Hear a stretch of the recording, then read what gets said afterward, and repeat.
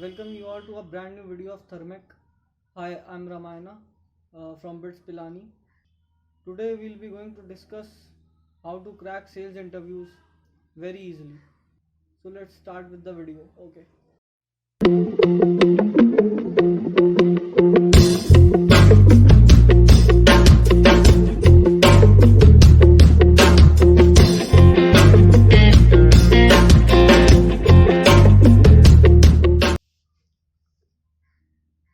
I have made some points, so we'll be going to discuss according to these points and these like how to prepare for sales interview, what kind of questions do they ask, important points for GD, and is it good to join a sales job or not. So let's begin. First of the questions that arises in our mind is that how we can prepare for the sales interview. So firstly I would recommend you that you should prepare your resume with a good background. Actually you should have a prerequisite knowledge about the company's background and make your resume according to that only. Like if the company is interested in presentations दी हों, उन skills को थोड़ा सा enhance करके अपने resume में showcase करो. इससे कंपनी को दिखता है कि yes you are the suitable guy for them. और secondly and the most important I believe is working on your communication skills. देखिए communication skills doesn't mean that you have to be very fluent in English. Communication skills is just convincing the person you talking to कि वो आपकी बात से 100% agree हो जाए कि yes the सामने वाला बंदा सही कह रहा है. And third thing is be confident. आप जो भी कहो कॉन्फिडेंटली कहो ताकि सामने वाले को भी लगे हाँ बंदे की बात में दम है. So I'll recommend you these 3 points. First one was preparing your resume backgrounds according to the company's background. Second was working on your communication skills, and the last one was be confident in whatever points you keep in front of your interviewer. So the second question that students mainly ask is what kind of questions do they ask in the sales interview. So first and the most common question that every person asks in his interview is tell me something about yourself. Now इसमें कुछ लोग क्या करते हैं, कुछ बच्चे जैसे जिन जो चीज़ें उन एक्चुअली थोड़ा नर्वस होते हैं स्टार्टिंग में, जैसे इंटरव्यू में एंटर करते हैं नर्वसनेस सबसे हाईएस्ट पीक पे होता है और फिर वो क्या करते हैं जैसे ये सवाल आता है वो लोग वही चीज़ें बताने लग जाते हैं जो उनके रेज्यूमे में लिखी है कि I am from Kanpur, I have done BTech from this and I am pursuing MTech, या फिर जो भी है उनका क्वालिफिकेशन सेम वो लोग अपना रेज्यूमे पढ़ देते हैं. तो इससे कुछ समझ में नहीं आता उनको. उन्होंने आपके बारे में पूछा है ना कि आपके बैकग्राउंड के बारे में पूछा. तो इसमें क्या करिए आप अपने थोड़े से स्किल्स के बारे में बता दीजिए जो चीज़ें आपने रेज्यूमे में नहीं लिखी हैं, या फिर आप अपना कोई जैसे बता दीजिए कि यू आर वेरी परसिवरेंट. आप कोई भी चीज़ आसानी से नहीं गिव आउट करते हो, आप मेहनत करते हो उस चीज़ के पीछे, और अपनी लाइफ का कोई भी इंस्टेंस दे दीजिए उसको सपोर्ट करने के लिए. जैसे मैं क्या करता हूँ मैं क्या करता हूँ कि मैं बोलता हूँ कि I am very perseverant and I don't give up easily on things. तो इसको सपोर्ट करने के लिए मैं ये कहता हूँ कि 2017 में मैं टेक्रिती में गया था, आईटी कानपुर में. ओवर रग्बी वहाँ पे कॉन्टेस्ट होता है टेक्रिती का, तो उसमें मैं जीत नहीं पाया था. मैं फिर से गया, फिर वहाँ पे मैं रनर अप में आया था. नई टीम बनाई थी, सब कुछ नया गया था, पूरा काम करना पड़ा था और उसके सर्टिफिकेट्स भी मेरे पास हैं, तो वो पॉइंट मेरा सपोर्ट हो जाता है वहाँ पे. तो ऐसे 2-3 चीज़ें आप बता दीजिए. और भी चीज़ें बता सकते हैं कि आप चीज़ों को बहुत जल्दी सीख लेते हैं, ग्रास्प कर लेते हैं और नई स्किल सीखने में ज़्यादा टाइम नहीं लगता. और एक आध इसको सपोर्टिंग पॉइंट्स बता दीजिए, तो it really makes a good impression in front of the interviewer. अब दूसरा चीज़ आता है कि वो लोग पूछते हैं why should we hire you. अब ये बहुत क्रूशियल क्वेश्चन होता है एक्चुअली, क्योंकि इसमें जो होता है बच्चे अपनी स्किल्स के बारे में बात करते हैं. जैसे ये सवाल आता है तो बच्चे क्या करते हैं कि सर मैं ऐसा हूँ, मैं वैसा हूँ. नहीं, उनको मतलब नहीं है, आप जैसे भी हो उनको मतलब नहीं है. इसमें यह है कि कंपनी को क्या चाहिए आपसे, पहले आप वो घर से स्टडी नॉलेज मतलब पहले से ही स्टडी करके जाओ कि कंपनी क्या चाहती है आप में.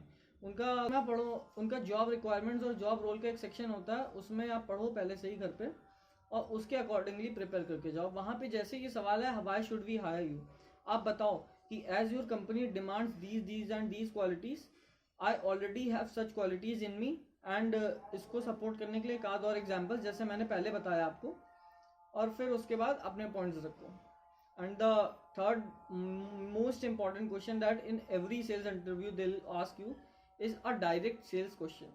सो इसमें क्या होता है, वो आपको ऐसे देखेंगे आजू बाजू और कोई भी चीज़ उठाएंगे एक और आपको कहेंगे ये मेरे को बेच के दिखाओ.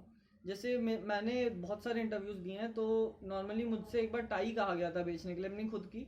एक बार मेरे से ब्लैंक पेपर कहा गया था. It was a normal blank paper with no other special features.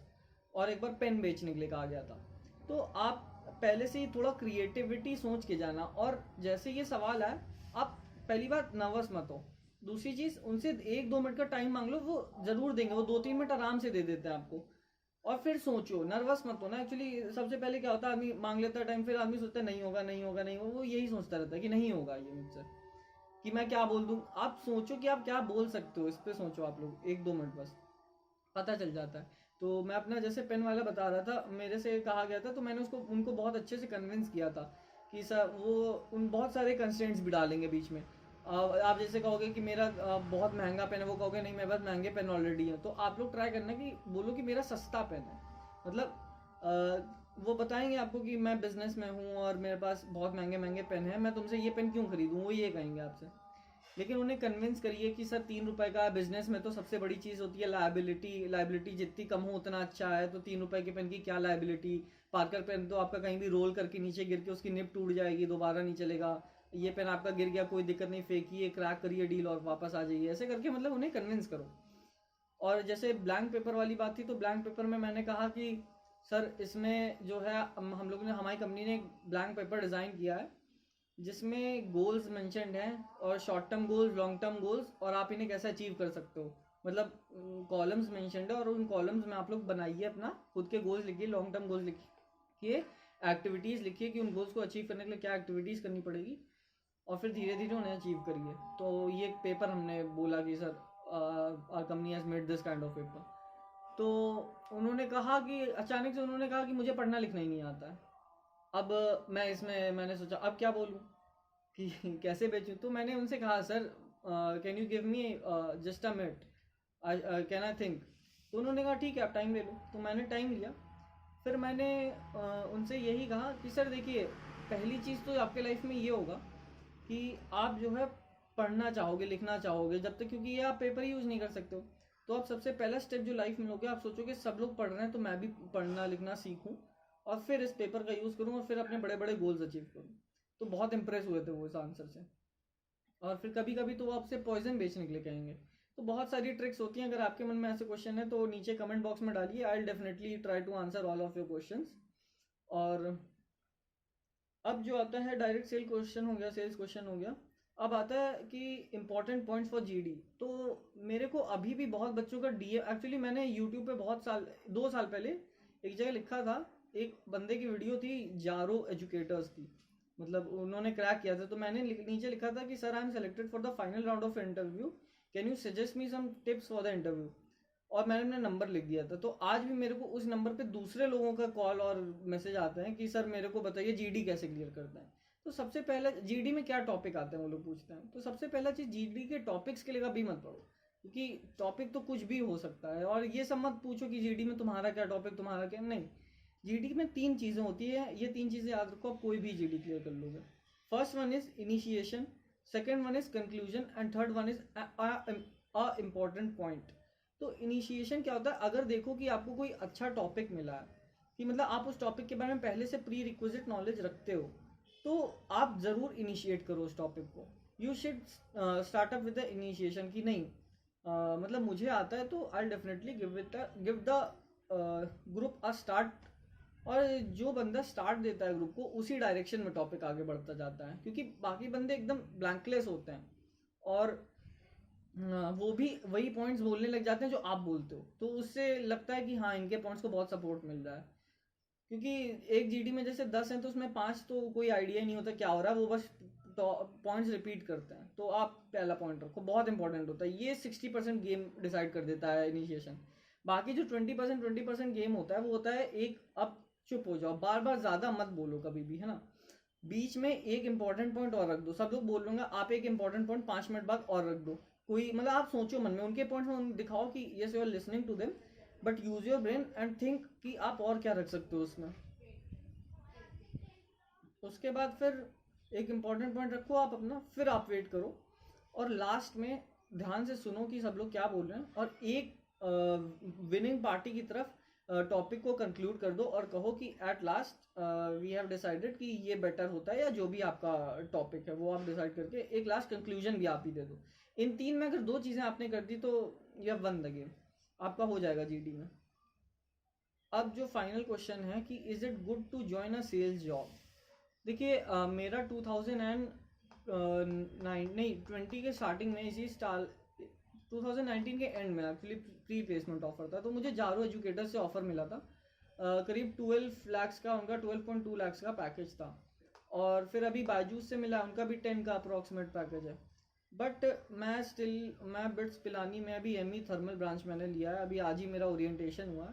तो बहुत लोगों के मन में ये डाउट आता है ऐसा क्यों जॉब क्यों नहीं किया, और मैं मैकेनिकल बैकग्राउंड का हूँ, तो बीटेक मैंने मैकेनिकल से किया है। तो देखिए if you are a mechanical student या फिर आप इंजीनियरिंग के स्टूडेंट हो, तो आई प्रेफर कि आप मत जाओ सेल्स में, because there is no option like a turning back. आप दोबारा इंजीनियरिंग लाइन में नहीं आ सकते हो, क्योंकि आप दोबारा आना चाहोगे, पहला चीज़ आपका एज हो चुका होगा 2-3 साल ज़्यादा।